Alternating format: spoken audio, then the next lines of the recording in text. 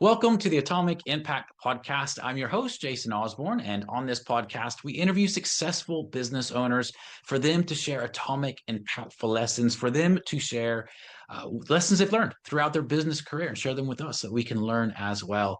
As always, this show is sponsored by the LinkedIn Reverse Podcast Method, the new way to close deals that doesn't rely on any of the old traditional methods that everybody hates.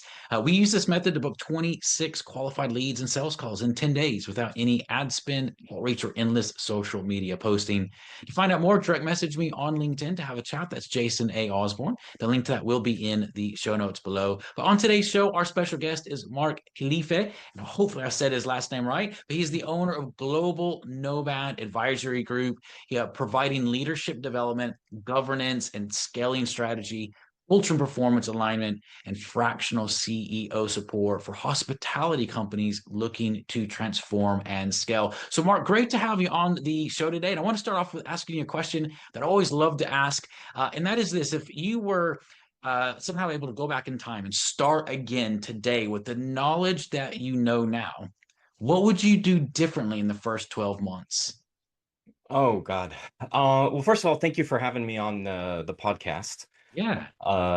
Look, I think different. I wouldn't do that much differently, but I think I would probably have a little bit more patience in regards to the process because I went independent almost 8 or 9 years ago. Okay. So I think be a little bit more patient, especially when you're starting your own thing or when you're starting anything, right? And then also have enough faith in your own capabilities. There were times where that whole imposter syndrome, came up. And especially when I was doing offers to clients where I would second guess, am I coming in too high or something like that? So just have a little more confidence in what you're doing. Yeah, yeah. And I think second guessing is definitely something, no matter whether you're just starting off or you've been around for a long time and maybe you're starting with something, a new offer. There's always that as you grow, there's always that second guessing and imposter syndrome stuff. So yeah, definitely key. Well, if you look back, what's been the hardest part of scaling without becoming salesy or spammy in what you do? Uh, Ultimately, I've been lucky where the first few years, a lot of my clients were purely through word of mouth. I got my first client through the chairman of my former company when I was in Egypt before the company that I had set up for them. And it was the first client that I had in Berlin. And funny enough, every single client after that just kind of evolved from there, more or less. Um, Come Corona, that's where things kind of took a hard stop, and then that's where I had to be a little bit more proactive in looking for clients. I've never been someone who's really enjoyed the whole sales pushing part. So what I do is I tend to focus a lot more on building relationships with the people. A lot of clients that I've had were in GCC in the Middle East, and when you're dealing with clients on that side of the world, relationship building is key. So it does take a lot of time. I've had clients where I would talk to them, we'd have conversations for, a month or two. They disappear for 6 months and then pop up again and said, all right, let's start. When you're dealing with, I had a UK client where, you meet them one day and then they're signing a contract the next day. So you kind of have to adjust depending on the culture, the people, the country that you're dealing with. So that kind of goes like that. But like a hard sales, has never really been my thing. Like I said, I prefer much more the relationship building part. Yeah, I agree. I'm the same way. I've never been big on hard salesy kind of sales bro aspect of it. It's just not my thing. So totally get that, man. Yeah, Well, yeah, yeah, go on. let me just add one more thing. And Yeah. one thing that I realized also is a lot of these people, because I have a lot of people that will come on LinkedIn and that'll try to sell me something about, we'll help you increase your business and so forth. And it's very fake and it's very transactional. And that's why I've always enjoyed the whole relationship building, because if you're going to work with someone, you want to build a relationship. I feel like a lot of business has become very Tindery. Let's swipe, swipe, swipe. If it's not going to happen, next, next, next, next. So no one has the patience of really building that relationship. They just kind of want to go through it really quick. And I don't, that's just not me. Yeah, I've never really heard the analogy. It's kind of an obvious one. I've never heard it before though, but it is like that Tinder swiping. A lot of people just want that quick fix, that quick win, and really the depth of business is built in the relationship for sure. Yeah, I love Yeah. that. I love that analogy. Well, what's one thing that you've changed in how you build relationships that have made sales feel easier for you? Uh, so so obviously every single client that I've had before has been a learning experience for the next one, from how I approach them to how I communicate. I used to be a lot more direct and a little bit, probably because of my German side, right? So a lot more direct and maybe little bit more harsh in some of my consulting approach. Hmm. So I've had to soften that a little bit, because when you're dealing with people, for me, I'm someone who I much prefer the tough love direct approach. You know, Mark, here's the problem, this is how we fix it, end of story, and then you kind of move on. Other people obviously are not like that, so you kind of have to massage the challenges in as you're talking to them. You need to finesse a couple of things, and so trying to get the point across maybe takes a little bit longer.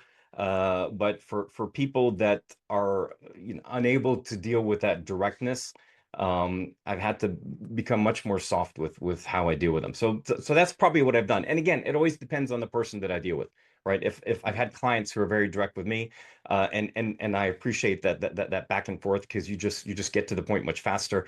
Other ones who I realize that they need a softer approach, then I adjust accordingly. Yeah. I think it's a really good point as well. Particularly for people that are um, from a particular part of the world, but you're dealing with other people in other parts of the world. There are different cultural aspects to it. As you said, I've got a friend, and she's German, her husband's Colombian, and it's really Oh, interesting, because he just talks all the time, but she just straight in, right to the point, and it's just really interesting how you have to play with those different cultures, but yeah. it's not just cultural; it's cultural even within cultures. There's the different personality types as well. So I think that's a great point. Well, if one of the things I like to look at, Mark, is we all have challenges in business. And I think sometimes as we go through business, we think, oh, it's just me. I'm just dealing with this. And so I like to kind of normalize those things and talk about them. So, what's the number one biggest challenge that you've faced in your business? It could be from growing it to scaling it to operations to selling or whatever it might be.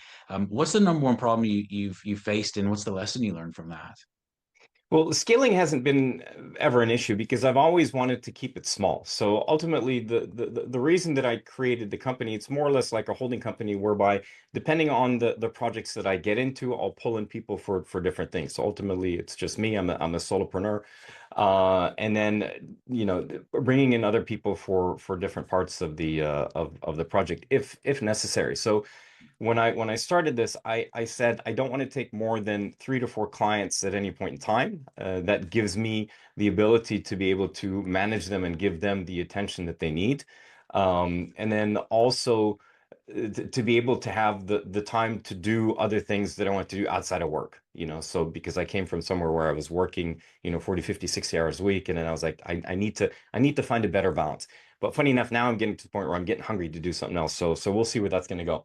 But ultimately, I think, sorry, I forgot your question. Yeah, no worries. What's the number one biggest challenge that you've faced in your business, and what's the lesson that you've learned from that?